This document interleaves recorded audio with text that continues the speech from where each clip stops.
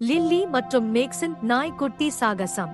இரண்டு சிறந்த நண்பர்கள் லில்லி மற்றும் மேக்ஸ் பூங்காவில் ஒரு அழகான தெரு நாய்க்குட்டியை கண்டுபிடிக்கின்றனர்.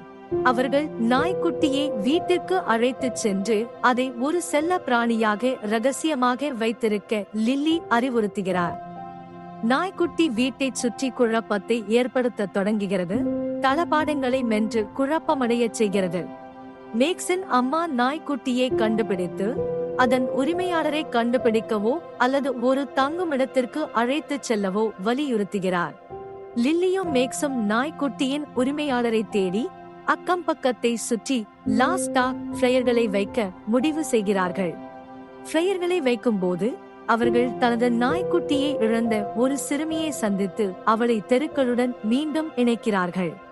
லில்லியும் மேக்ஸும் சரியானதை செய்வதன் முக்கியத்துவத்தை உணர்ந்து தங்கள் செயல்களை பற்றி பெருமிதம் கொள்கிறார்கள். சிறுமியும் அவரது நாய்க்குட்டியும் மகிழ்ச்சியுடன் விலகிச் செல்வதை அவர்கள் பார்க்கும்போது லில்லியும் மேக்ஸும் புன்னகைத்து எப்போதும் மற்றவர்களுக்கு உதவுவதாக உறுதியளிக்கிறார்கள்.